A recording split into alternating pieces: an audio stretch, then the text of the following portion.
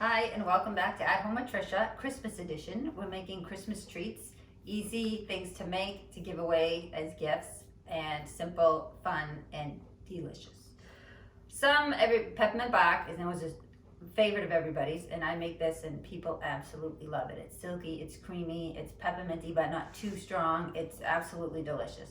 I don't really have any secrets, but I think from reading some recipes, I have some things that people don't do. So my secret is, I guess, peppermint oil, not peppermint extract.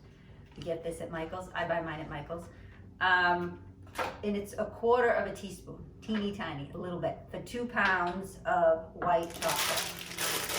Sorry, it's loud for the speaker. And also, my other secret is Pearl's Candy and Nuts. This is where I get my melting chocolate, my milk chocolate, dark chocolate, white chocolate. The best. It's perfect. They come in these 1 pound bags, which I like, and they also come in big 5 pound bags.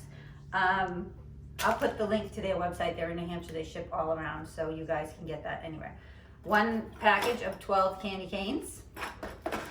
That's the recipe. That's it. It's that simple. So you just peel the wrapping off 12 candy canes.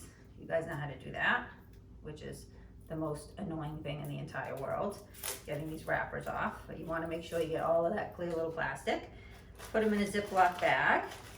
Another little trick I have is, still going to be loud, but I bang and smash it. This is my heavy spoon end on a kitchen towel. So it's not as loud as if I just did it on the wood. That's crazy loud. And then I like them with some big chunky pieces. You can smash them. Some people do them in a processor, but I just like them kind of organically crushed up and chopped. Sometimes I like to get a piece with a big chunk of candy cane in it. Some people, that's another trick I think, some people use those mints, the round mints. Those are harder to smash up, and I think they're harder than a candy cane for some reason. I have used them. I just like the texture of a candy cane better. So I don't know if that's another secret that I do that I don't know is a secret. But definitely, for me, I use candy canes. Smash them. Like everyone says, get your frustrations out. When my Amazon packages come in the mail, they delayed. And just flip the bag. All right, good to go. Okay, so you need double boiler. So you get a bowl that fits over a pan. You know to fill the pan just this much with water, not too much. And then you set over it. You put the chocolate in. And I do 1 bag at a time. I got 1 bag first. Then as this gets pretty close to all melted, I'll add my other bag. And then once that's melted, then I do my 1/4 teaspoon of peppermint oil. So I'm going to put that on the stove. And when we come back, this will be melted and I'll do the next steps with you. Back for a quick tip. Now you know, I don't know if you know, I'm assuming people know. Again, when we cook all the time, we assume people know things, and some of you might not know. You don't ever let the bottom of the bowl touch the water. So that's why I only fill this high bowl this much, because if the water bubbles up and touches this, it will burn your chocolate, and it will make it all clumpy and gross, and it won't melt properly. It will seize up, and you'll start to say, what the heck is happening? So you turn it medium high.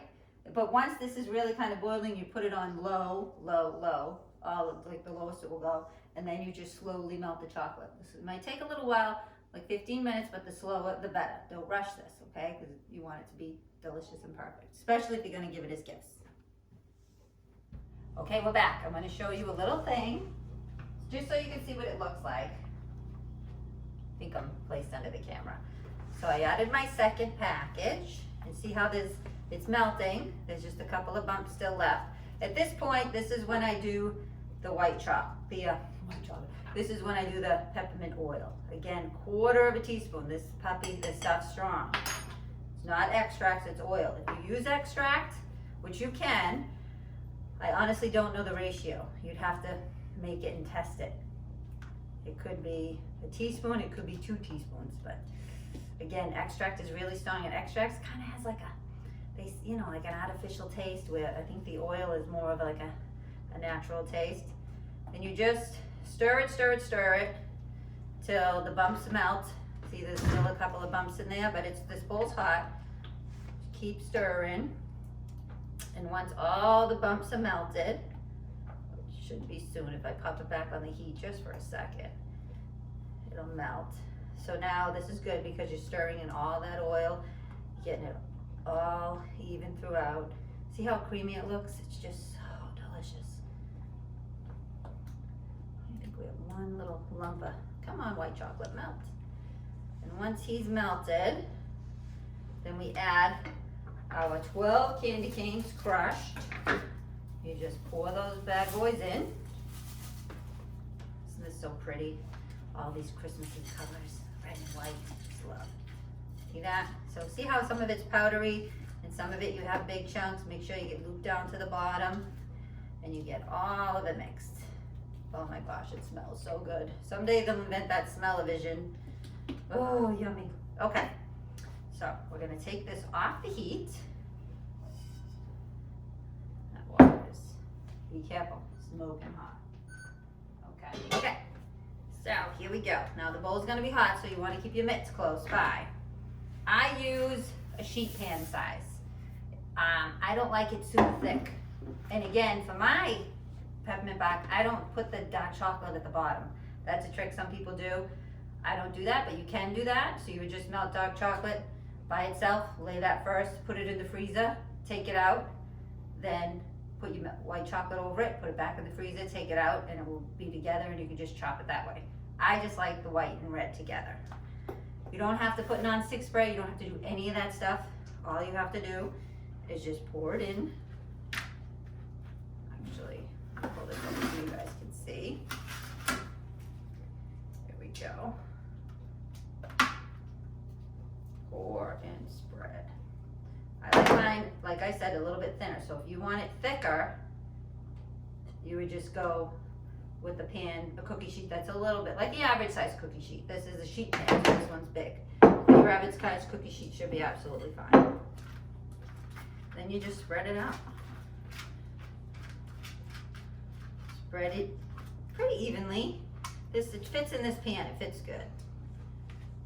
And what else I do is I take another pack of candy canes and I crush those, and then I'm gonna sprinkle those over the top. I just have an extra bag always around. Literally, I give this to everyone as gifts, so I think I make 5 batches of this, maybe 6.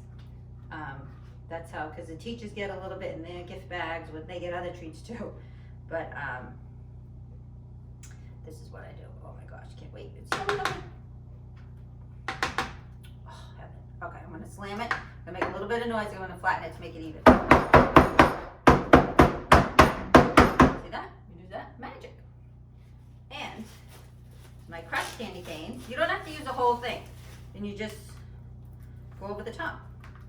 And if you don't want to do the dark chocolate on the bottom and have it that thick, you can, when it comes out, you just take dark chocolate and drizzle it over the top. You can just drizzle it, you know, get a fork, dip it in the bowl, and drizzle it across if you wanted to do that. So that's another way to do it. You don't have to have, you know, if you had a little dark chocolate in the house and you said, oh, I want to add a touch of it. See how I like it? It's just a little powdery. Well, look how much that, isn't that beautiful? That's some nice color. Absolutely gorgeous. So you don't have to use the whole thing. Save that for your next batch. Then you have it's going in the freezer. So make a on your freezer before you do this, which I did earlier today. And we'll be back. Okay, we're back. Just took it out of the freezer. Pan is freezing cold. Here it is. You just break and pick it up, and then you just break it in chunks. That's it. Big a chunk. You want the pieces chunky. You want the pieces small. I like all different sizes because sometimes when you grab one out of the bag, you just want a quick little bite. And that's it. Break it all up. Smash it, crash it. You can give big pieces if you want. You can do like 3 big ones in a bag, or you can do a bunch of little ones, however you want to do it. And I get gift bags at Michael's. Small ones. Little baggie. Grab a stack,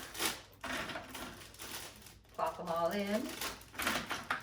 This is so good and such a great gift to get. And once you give it, it's going to be expected year after year because people love it. I like to fill it about, that much. And I can do a nice, pretty ribbon on it. As you can see, I have a collection. I saved them. I think I might go with this red with a little bit of gold trim if you can see. But this polka dot, this holiday wants them. You can do these. And then last year I got these, Target, 90 off. Heartland, they were $3.99, so they probably cost me 39 cents. And you could just do this if you wanted. Write the name and gift tag of someone and use that as a ribbon. But I'm gonna go with this guy, I think. And I always try to use sharp scissors because you want to get a nice clean edge. And you know, you can go to the dollar store and get scissors for $1 and they're sharp. You don't have to go buy super sharp ones, just go to the dollar store. And just replace them every once in a while. And that's it. I tie the bow low, not too big of a bow, not too small of a bow. And voila, like that, in particular. And there you have it, a gorgeous, perfect Christmas gift treat. I'm gonna have a piece. Merry Christmas.